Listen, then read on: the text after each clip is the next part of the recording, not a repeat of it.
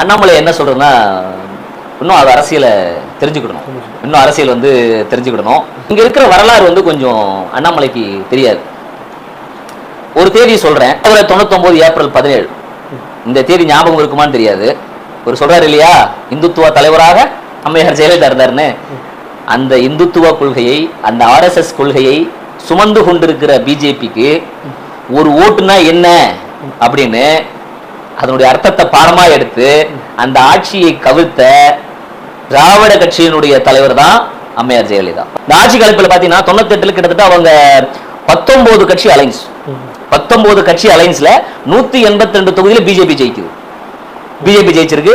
261 சாலிடா with alliance அவங்க majority இதுல இருக்காங்க. 261 சீட்ல அவங்க இருக்காங்க. ஆனா மெஜாரிட்டி நிரூபிக்கிறது அவங்களுக்கு தேவை 272, 272 தேவை ஃபார் மெஜாரிட்டிக்கு. அப்போ தொங்கு நாடாளுமன்றம், தொங்கு நாடாளுமன்றம். அப்போ இவங்களுடைய ஆப்ளிகேஷன்ஸ் ஒரு சிலது பிஜேபி கிட்ட போகுது. அம்மையார் இந்த டிஎம்கே மேல இருக்கக்கூடிய கொஞ்சம் கான்ட்ரோவர்சி, சொத்து குரூப் எல்லாம் ஆட்சியை கலைக்கணும், டிஸ்மிஸ் பண்ணணும்னு ஒரு ரெக்வஸ்ட் வைக்கிறாங்க. அதை அரசியலமைச்சர் பண்ண முடியாதுன்னு சொல்றாங்க. பிஜேபி பண்ண முடியாதுங்க அப்படின்னு சொல்லும் பொழுது அம்மையார் நம்பிக்கையில்லா தீர்மானத்தை கொண்டு வராங்க. எதுக்கு சொல்றேன்னா, இதெல்லாம் ஞாபகம் இருந்தா நீ சொல்ற அந்த இந்துத்துவ பாசிச சனாதனத்தை தூக்கி பிடிக்கிற பிஜேபி கட்சியை ஆட்சியை கவுத்ததே அம்மையார் தான். இவங்க எப்படி உங்களுக்கு இந்துத்துவனுடைய தலைவராக இருப்பாங்க? உங்களுக்கு காஞ்சி சங்கராச்சியார் சம்பவம் ஞாபகம் இருக்கா உங்களுக்கு? கைது கைது அவர் ஒரு இந்து மதத்தினுடைய சீனியர். அவர் சொல்லாம எதுவும் நடக்காது. ஒரு மதத்தினுடைய ரெப்ரசன்டேட்டிவ், ஹையர் ரெப்ரசன்டேட்டிவ். அவருடைய கைது பண்ணக்கூடாதுன்னு யாரெல்லாம் சிபாரிசு பண்ணாங்கன்னு தெரியுமா? கிட்டத்தட்ட பாத்தீங்கன்னா 3 பிரைம் மினிஸ்டர்ஸ், 2 ஜனாதிபதி, அப்துல் கலாம் உட்பட இவங்க எல்லாருமே சொல்லி சங்கராச்சாரியார் தூக்கி உள்ள வச்சாங்க. நான் கேட்கிறேன், அதுதான் சொல்லுவாரு. அப்போ இந்த மாதிரியான உங்க இந்துத்துவ சிந்தனைகளை, சனாதனத்தை மத ரீதியா தூக்கி பிடிக்கிற ரெப்ரசன்டேட்டிவ்ஸ், மத குரு அப்படின்னு சொல்லக்கூடியவங்களையே தூக்கி உள்ள வச்ச அந்த அம்மா உங்களுக்கு இந்துத்துவ தலைவரா? உங்களை இப்பயும் நான் பாக்குறது பாத்தீங்கன்னா ஒரு திராவிட சிந்தனையாளராக தான் பாக்குறோம். காரணம், இதே திராவிட கழகம் சமூக நீதி காத்த வீராங்கனைன்னு சொல்லி பட்டம் கொடுத்தாங்க.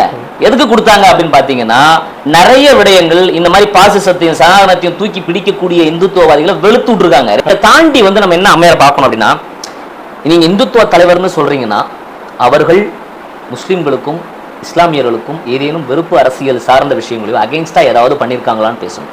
ஏன்னா இன்னைக்கு நீங்க சொல்லக்கூடிய இந்துத்துவ தலைவர்கள் எல்லாமே இஸ்லாமியர்களுக்கும் கிறிஸ்துவர்களுக்கும் பாத்தீங்கன்னா வெறுப்பு அரசியல் பேசுறாங்க. அது ஏதாவது பண்ணிருக்காங்களா?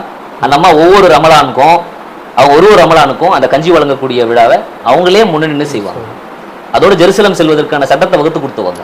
மோடிங்கிறவர் இந்துத்துவாவினுடைய தலைவர், RSSல இருந்து வரப்பட்ட இந்துத்துவாவினுடைய சித்தாந்தத்தினுடைய தலைவராக தான் நம்ம பாக்குறோம். ஆனால் அந்த மோடியை மோடியா லேடியான்னு கேட்டவங்க தான் அம்மையார் ஜெயலலிதா. இப்ப ஜெயலலிதா அவர்களை இந்துத்துவ தலைவராக காட்ட வேண்டிய அவசியம் அண்ணாமலைக்கு ஏன் வந்தது நீங்க நினைக்கிறீங்க? ரொம்ப சிம்பிளான விஷயம் தானே. திருவள்ளுவருக்கு ஏன் காவி சாயம் பூசினாங்க? அம்பேத்கர் ஏன் இந்துக்களுடைய தலைவர்னு சொன்னாங்க? அம்பேத்கர் என்ன 22 உறுதிமொழிகள் எடுத்திருக்காருங்க. நான் இந்த மதத்தை விட்டு ஏன் வெளியில போறேங்கிறதுக்கு இவங்க ஏன் இவங்களெல்லாம் கிளைம் பண்றானா, இவர்கள் எல்லாம் தான் இந்த இந்துத்துவ சிந்தனைகளுக்கு எதிராக அனைத்து மதங்களையும் அனைத்து மனிதர்களையும் சமமாக பார்க்கின்ற பொதுவான சித்தாந்தங்களை விதைச்சவங்க. அவங்களை இவங்க என்ன பண்ணிக்கிறதா இந்துக்கள் லீடரா கொண்டு வந்துடுறது. அவங்கள இந்துக்கள் ரெப்ரசன்டேட்டிவ் கிளைம் பண்ணிட்டோம்னா அந்த இடத்தை ஆட்கொள்வது. இதுல பின்னாடி அரசியலும் இருக்கு. இன்னைக்கு அதிமுகவை காப்பாற்ற வேண்டிய சூழலும் இங்க திராவிட முன்னேற்ற கழகத்துக்கு இருக்குன்னு கூட சொல்லலாம். ஏன்னா அது நம்மளுடைய போட்டி அரசியல், தேர்தல் அரசியல்ன்றது வேற. ஆனால் அதிமுகவும் இங்கு பாதுகாக்கப்பட வேண்டும். அண்ணாமலை அந்த பேட்டியில் சொன்ன விஷயம்னாக்கா, ஜெயலலிதா மறைவெடுக்க பிறகு இந்துத்துவ கொள்கையை விட்டு அதிமுக வெளியே வந்துருச்சு, அந்த இடத்தை நிரப்ப வேண்டிய இடத்துக்கு பாஜக வந்துருச்சுன்னு சொல்லிட்டு அந்த பேட்டியில் எந்த இடத்துல தன்னை அவங்க இந்துத்துவ தலைவர்னு சொல்லிட்டாங்க. நான் கேட்கிறேன் தோழர், அந்த கட்சியை ஆரம்பித்தவர் எம்ஜிஆர். அவருக்கும் மத நம்பிக்கை இருந்தது. அவர் ஒன்னும் நாத்திகவாதி எல்லாம் கிடையாது. ஆனால் அதுக்கு முன்னாடி இருந்த அண்ணா நாத்திகவாதி. இருப்பினும் அதிகாரத்துக்கு வந்த உடனே அவர் ஒன்றே குலம் ஒருவனே தேவன்ற கோட்பாடை ஏத்துக்கிட்டார். ஏன் அப்படின்னா, இங்கு தேர்தல் அரசியலுக்கும் கொள்கை அரசியலுக்கும் இருக்கக்கூடிய வேறுபாடுன்றது ரொம்ப தெளிவா இருக்கு. அது மட்டும் கிடையாது, தேர்தல் அரசியலை அணுகி நம்ம அதிகாரத்துக்கு வரணுங்கிற பொழுது எல்லாரையும் இங்க எப்படி சமமா பார்க்கணும்னு இருக்கு. அப்ப நீங்க ஒரு மதத்துடைய ரெப்ரசன்டேட்டிவா அவங்களை முன்னிறுத்திக்க மாட்டீங்க. நான் கேட்கிறேன், அவங்க சட்டமன்றத்தை சொல்லிட்டாங்க, அவங்க ஒரு பார்ப்பன சமூகத்தை சார்ந்தவங்க ஜெயலலிதா சொல்லிட்டாங்க தோழர். ஆனால் அவங்க ஒரு திராவிட சிந்தனையாளராக தான், அனைத்து இந்திய அண்ணா திராவிட முன்னேற்ற கழகத்தினுடைய தலைவராக தான் தேர்தலை சந்திச்சாங்க. புரியுதுங்களா?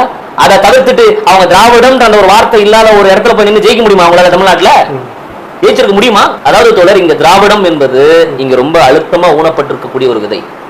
அந்த விதையை வந்து நீங்க இன்னைக்கு நீங்க பேசலாம், நான் பேசலாம், நாளைக்கு இன்னொருத்தர் பேச வைக்கணும்னு அவசியம் கிடையாது. கடந்த கால அரசியல் வரலாறுங்கிறது வந்து நீங்க பின்னாடி பாத்தீங்கனாலே இங்க இந்த சிந்தனை என்ன செஞ்சிருக்கு, இந்த சித்தாந்தம் என்ன செஞ்சிருக்கிறது தெளிவா இருக்கு. யாரோட கிரெடிட் நீங்க எடுத்துட முடியாது. அம்மையாருக்கு வந்து எம்ஜிஆருக்கு பிறகு அவங்களுக்கு அந்த முதல்வர் ஆவதற்கான வாய்ப்பு இருப்பினும் அவங்க கடைசி வரைக்கும் என்ன பண்ணாங்கன்னா ஒரு பொதுவான ஒரு தலைவராக இருந்துட்டு போனாங்க. இது வந்து திருவள்ளுவர் காவி சாயம் பூசி இந்துக்கள் காமிச்சா மாதிரி ஜெயலலிதா அம்மையாரை காமிக்கிறது மூலம் அதிமுகவினுடைய இடத்தை எடுக்க நினைக்கிறது பிஜேபி. அது ஒருபோதும் நடக்காது.